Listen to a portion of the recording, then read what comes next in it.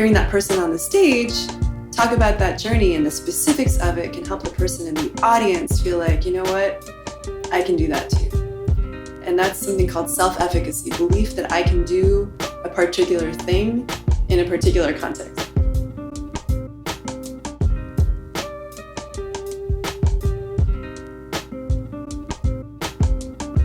From a social change standpoint, I coach the storytellers in really getting into some good detail on that piece of things so that people in the audience can understand, you know what, this is something that maybe I could do too.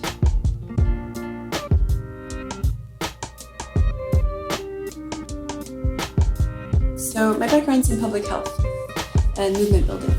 So I've studied theories of health behavior change, of social change, of health communication. There's a whole field called social and behavior change communication.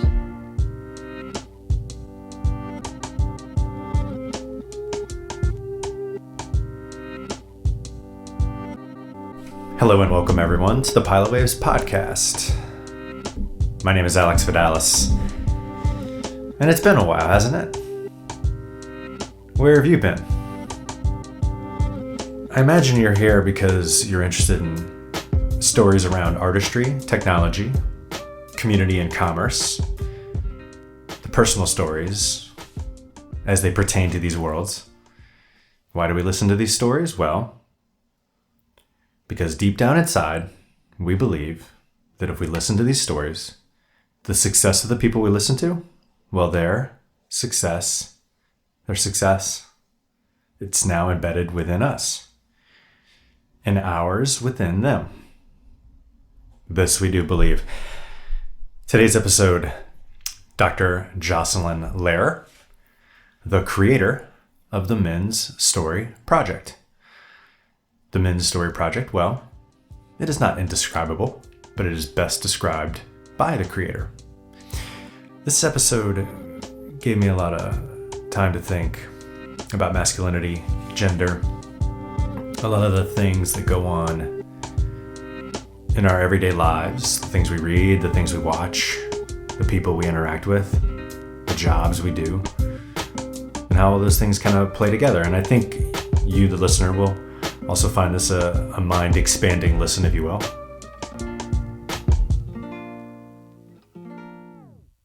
The Men's Story Project is a movement-building project for healthy masculinities and gender justice that is spreading in the US and abroad.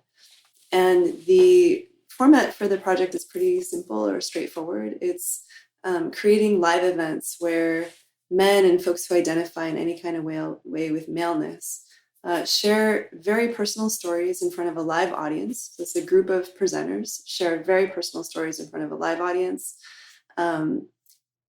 And then that's followed by a dialogue with the audience where the audience has the opportunity to get up to the mic and give, feedback or ask questions or share reflections on how those stories affected them or touched them, maybe share some stories of their own. And then there's also a resource and action fair of local organizations, where folks in the audience can get connected with personal support resources or activism opportunities. And the events are filmed to create social media and documentaries that are locally relevant. And the kinds of stories that men share are on a wide range of health and social justice issues that are deeply linked with notions of manhood, right? So the big picture that we're addressing is that social ideas about masculinity, and gender in general, these notions of how boys and men and girls and women supposedly ought to act and look and feel and relate to each other, it's all made up, right? And these ideas get kind of entrenched in society, and we can identify and point to what these dominant notions are, supposedly what it means to be a man in different communities. And so the idea is that some of these notions of what it means to be a man can foster harm for people when they try to live up to those social expectations, and when they don't manage to, or when they buy into harmful notions of masculinity, like and we can go through the list, which everyone kind of already knows, but boys shouldn't cry, and, men should be stoic and tough, and, emotional islands, and not seek mental health care or health care when they need it, or delay that. They should have lots of women. They should be very physically strong, and they should also be heterosexual. And then there's, in the more extreme, there's also violence against women is acceptable, homophobia, bullying, all of the things that boys and men do in the name of being men, basically, that are harmful, steroid use, keep playing even though you're very injured, right? And so the point of the Men's Story Project is to generate public dialogue on these topics, but in a locally led, locally relevant way, by men sharing their own less often heard stories on public stages. So these are unusual public moments of truth where people are sharing things that are often not shared in public, that you often haven't heard men talking about in public. And those stories are shared in different artistic mediums. So it can be slam poetry, prose, music with original lyrics, dance pieces that are autobiographical in some way, background visuals. And so at this point, there have been 25 live productions. There have been 2 films. I've written a training guide and a license for groups to create their own. And it's spreading, and it's been a really beautiful experience of people sharing their experiences in ways that are helpful to others. It's actually really interesting, how people can describe their stories of change, right? So in the Men's Story Project, which is informed by social influence research, right? We're putting into practice a concept called observational learning. And so let's say that somebody's talking about how they used to perpetrate intimate partner violence. And there have been a number of men at this point who've talked about that. It's important for them not only to say, hey, I went from A to B, and isn't that great? It's really important for them to talk about how and why they went from A to B, and what was that journey like, and who helped them along the way, and what challenges did they face along the way, and how did they deal with them? And now that they're over at B and they haven't been using violence against a partner in a good while, and they've taken responsibility for what they've done, and they hold themselves accountable for what they've done, how are they, what do they want for their life moving forward? So it's really important for somebody in the audience to hear that part of the how they went from A to B, right? If that person in the audience, let's say, is perpetrating violence right now against their own partner, right? Because hearing that person on the stage talk about that journey and the specifics of it can help the person in the audience feel like, you know what, I can do that too. And that's something called self-efficacy, belief that I can do a particular thing in a particular context. So from a social change standpoint, I coach the storytellers in really getting into some good detail on that piece of things so that people in the audience can understand, this is something that maybe I could do too. So it's rare. I don't think it's really strong for somebody on stage to just tell the audience, you should do this too, right? Because that gets into the annoying platform thing. But to share their own story and how and why they went from A to B, that's, I think, more useful. There's a website, it's mensstoryproject.org. And there's a link from there to the YouTube channel where you can see the playlist from the different productions that have happened for many of them. So there's about 50 videos online. There's also a trailer on the homepage of the project. And as I mentioned, I've written a training guide and a license for groups that want to create their own local Men's Story Project productions. And I also offer training and coaching as the productions are being created. And so it's really step-by-step on how do you recruit presenters, think about what kinds of stories you'd like to see addressed in your community, like what feels relevant,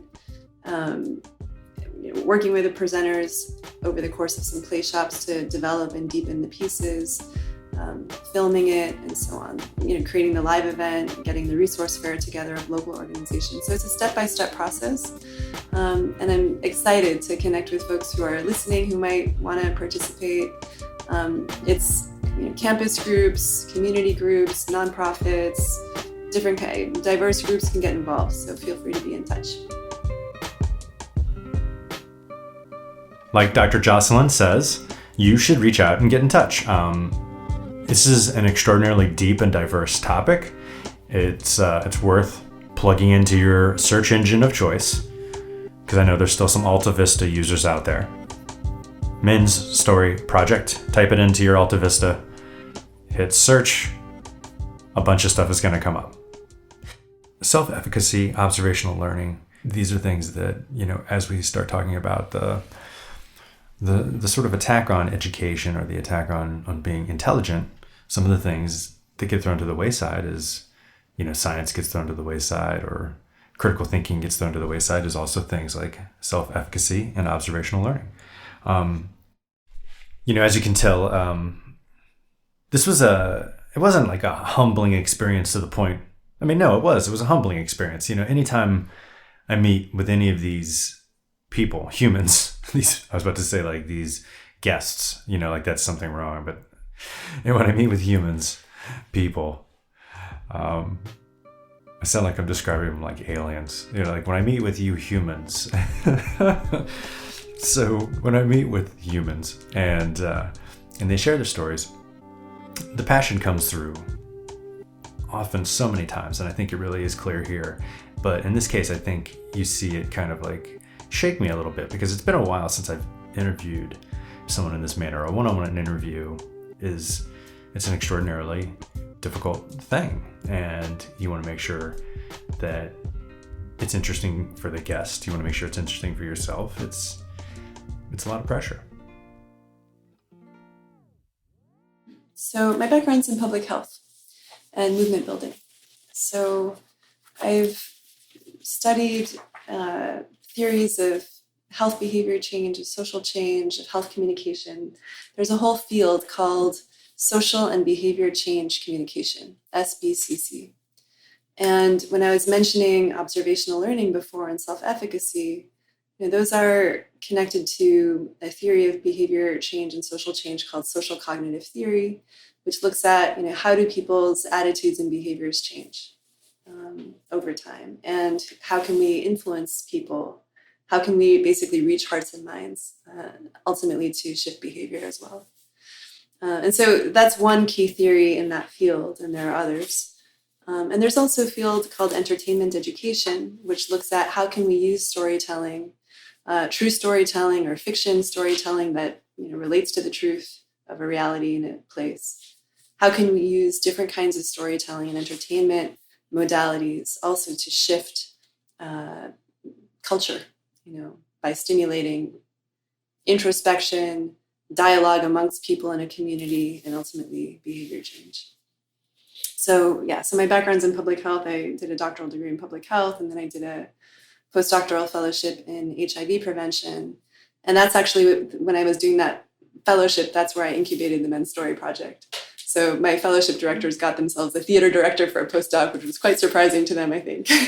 But it was a time when I had the opportunity to really start learning more about this whole world of scholarship and activism around men and masculinity, which is a public health world, and sociology and psychology. It's pretty interdisciplinary. I asked you when we talked on the phone about how you knew when to, sort of turn off. With something like this, that's it's like all encompassing. It's everywhere. It's in movies. It's in commercials. The debate, because we are in the Me Too era, it's almost as if everything can get sliced up to that particular way, which isn't necessarily a bad thing, because it's good that it's in the zeitgeist, right? Mm-hmm. For you yourself, do you have trouble not being hyper aware of this, of like looking at things through the lens of the Men's Story Project?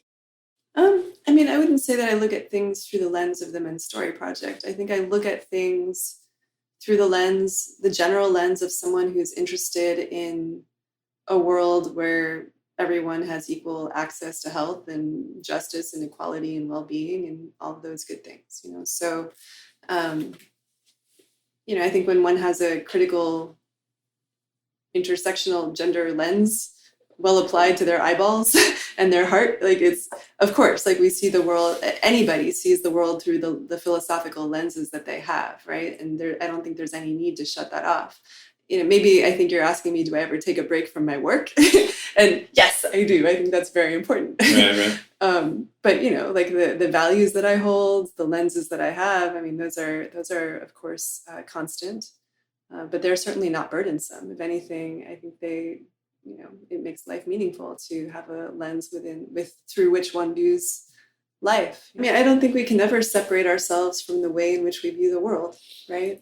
I mean, there's a question of what we do with it. Yes. Of course, I could go out to dinner with my friends and pontificate and talk about my opinions about things 24/7. I choose not to, because that would exhaust me. So I think for anybody who cares about something, I think there's a question of how do you want to allocate your energy? If there's a particular kind of change you want to help make in the world, how can I best allocate my energy to have that happen? And in a way where I'm not having the exact same conversation 15 times a day, or talking my breath away for, not the maximum yield, right? So being strategic about how one uses one's energy, I think, is really important. That's really a good point. The strategy, because it's really, like you said, it's just energy allocation.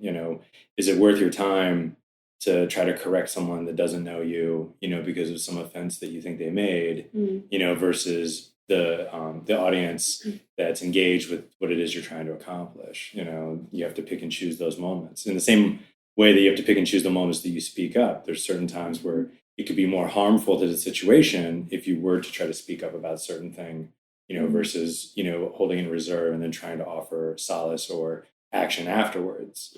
I think people experience that a lot at workplaces, Yeah.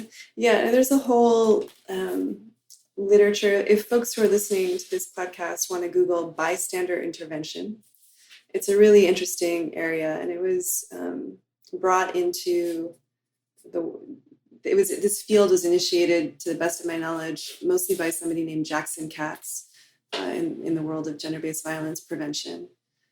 He's actually on the Men's Story Project Advisory Council. But bystander intervention basically says we can help to prevent a lot of gender-based violence, sexual assault and harassment and other forms of abuse, simply if people were to start intervening when they see something about to happen or happening.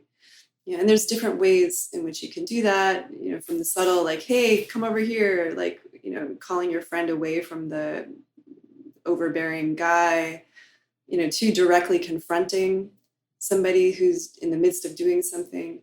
And it's up to you always, the individual, to think about, what do I first need to do to take care of my own safety? And what do I feel comfortable doing in this moment? So there are always a lot of ways in which one can support somebody who is dealing with abuse or harassment, and that can be during the fact, after the fact, and you just need to think about what feels comfortable for you. And in workplaces, like you said, again, that can be in the moment, getting the woman, let's assume, not always necessarily, of course, but like getting the person away from the harasser, confronting the harasser, going to HR afterward, talking with the victim afterward, talking with the harasser afterward, so you can always think about different options.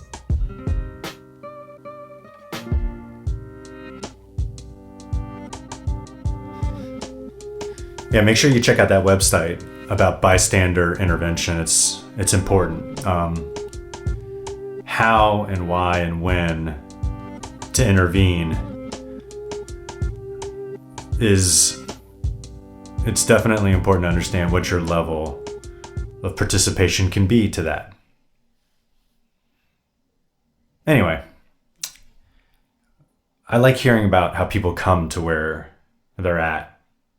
For Dr. Jocelyn, working in HIV prevention and her drive towards creativity and, expressing her creativity in this very, well, frankly, vast and broad-reaching project, that's a really cool way to come to this point. And there's still so much more to go. This project is very powerful, and it definitely has a lot of momentum behind it.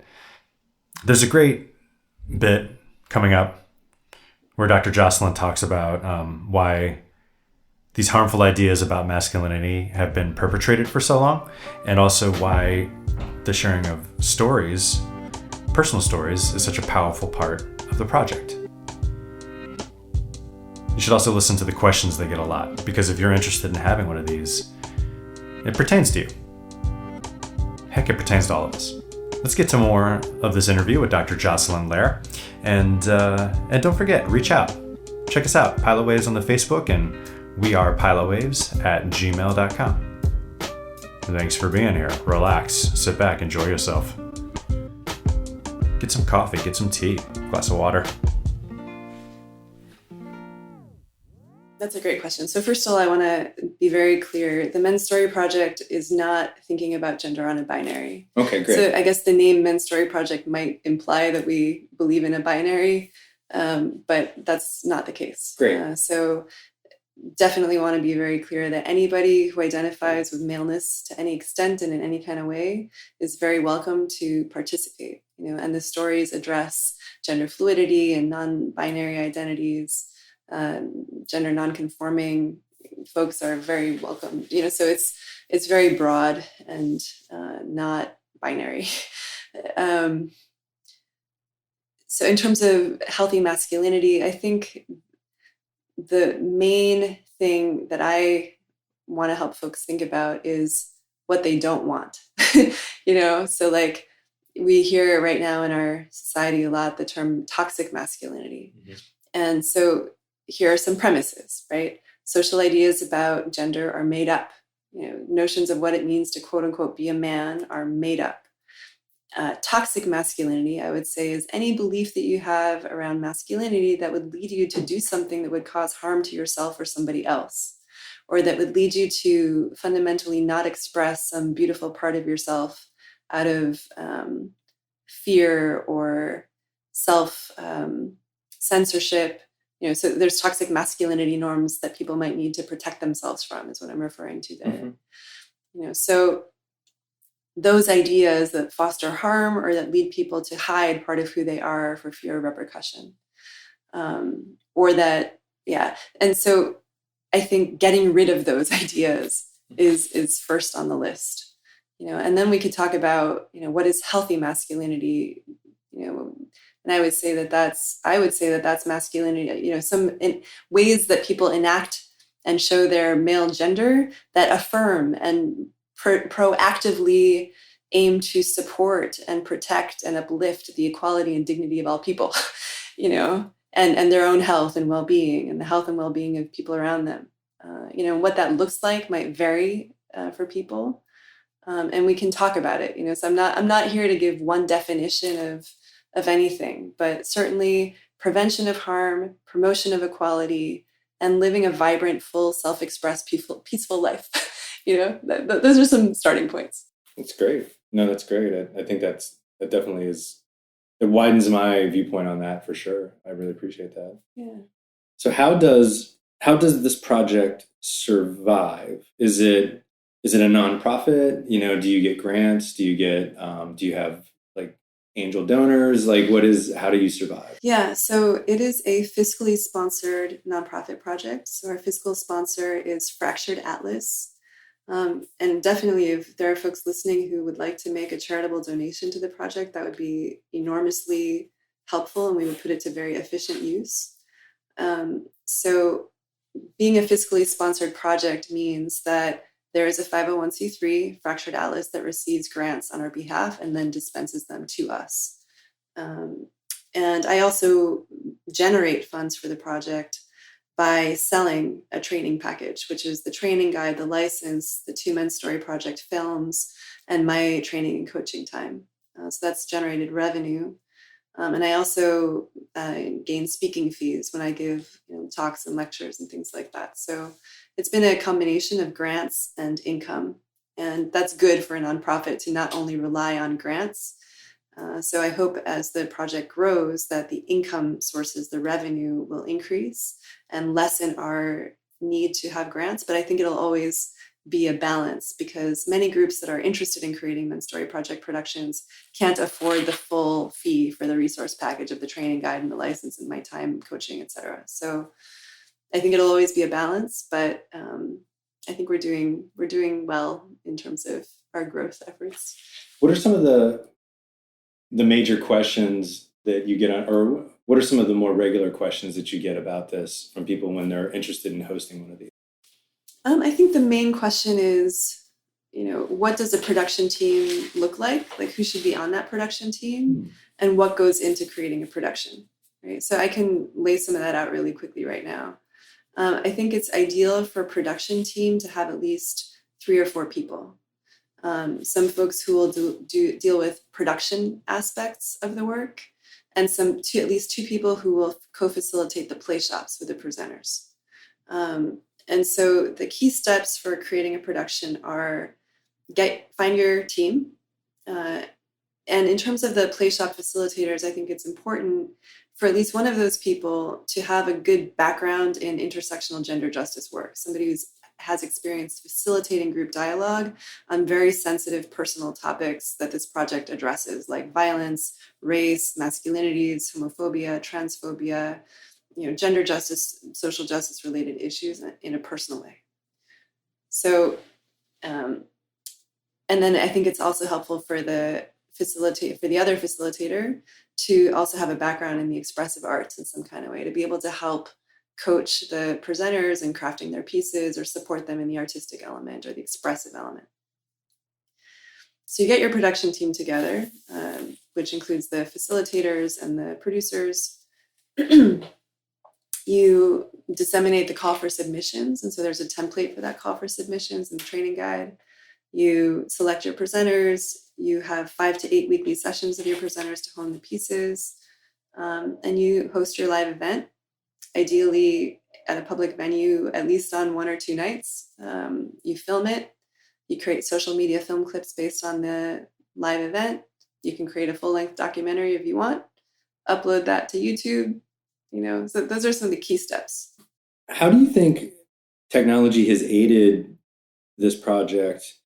Even doing this 6 or 7 years earlier, it seems like it would have been enormously difficult in comparison to how it is now, with being able to upload full movies on YouTube, or having recording of the whole process to be such a part of this. Do you ever think about that? Yeah, no, I would say, and maybe that's because we haven't made full use of all the advances in technology over the past 10 years, but I would say the level of technology involved in this project is pretty basic. So the live events are filmed. At this point, they can be live streamed if all of the presenters have consented to being filmed or at least live streamed. So, I think having a YouTube channel is super helpful, having a Twitter account. I'm about to learn how to use Instagram. So I would say the project is not fully in 2019, social media wise, but it's about to get there. So I thought about it more just strictly from the YouTube area, for the longest. So even getting someone to look at a YouTube video 10 years ago was hard. It was they're like, where do I have to go? What do I have to do? My computer's slow. And now it's just such a integral part of your life. Everyone just does everything on their phone. You send someone a YouTube clip, they just look at it right then. And and it just blows my mind sometimes that the distribution of media is at that point, it's just fascinating. Yeah. And I will say, I do need to personally learn more about how to maximize everything, right? So there's ways to give your videos really, findable titles on YouTube, things like that. So I need to learn more about how to maximize the findability of all of our content, because the content is beautiful and it's really a matter of just helping it get out there. Yeah, I'm definitely of the opinion that as an artist, and I think, if you wouldn't, mind that sort of the notion, I definitely consider what you're doing to be art, and I consider you an artist in that way. And I think it's the responsibility of an artist to get their art in front of as many people as possible. Yeah. And I think some artists disagree with that, but I definitely believe that, and, with that in mind, search engine optimization, findability and stuff like that. Yeah. It's weird that that's where we are, but that's where we are. It doesn't mean as much to put flyers up on the local square, right? Now you have to like work with an SEO specialist who tells you how to get up in the search results when people are finding relevant stuff. Absolutely. Yeah. No, and especially if you have the goal or the intention of employing this artistic expression for the service of social change, right? So I definitely am feeling that. And there's actually a communications firm that's come on board, and we're working together now to build that strategy and get funding for that kind of strategy to be able to take this work to the next level, because it's more than ready for it. So I'm not being coy at all when I say this, but the idea of like maleness as it's been explained to us, like, I mean, I think it would be hard to find someone who wasn't familiar with the classic stereotype of maleness, right? Why does that continue to be perpetuated in so many different ways? No, I think it's a very important question. Why have harmful social ideas about what it means to be a man persisted? There are benefits that men get when they manage to fit into the dominant paradigm, right? So overall in society, men have more power and privilege than women as a group, right? Some men have more power and privilege than other men based on other aspects of identity, like sexual orientation or race, ethnicity, or physical ability and disability. But there are privileges that men get when they are the tough, dominant, tall, physically strong, wealthy, heterosexual, sexually prolific one who, and so men, I think, the media definitely plays a role in perpetuating these stereotypes. I think these ideas are also taught and learned in families, in communities, in peer groups. So there's a lot of teaching and learning going on, and pressuring and consequences for boys and men who don't fit into those boxes of social expectation. So I think that one of the most powerful ways that we can kind of break this cycle of perpetuation of these harmful ideas is to just generate critical public dialogue about them, And I think that having people stimulate that dialogue by sharing their own stories is a powerful way to do it, because that's not a soapbox. It's not an annoying thing where someone's standing on a stage and saying, you should be this way and the world should be this way, It's just saying, this is my experience. So taught and learned. It's a lot of how a lot of really oppressive, harmful ideas get perpetuated. It's not just about masculinity, but it's also how racism gets taught and perpetuated, homophobia, etc., ableism, taught and learned, and what's socially valued.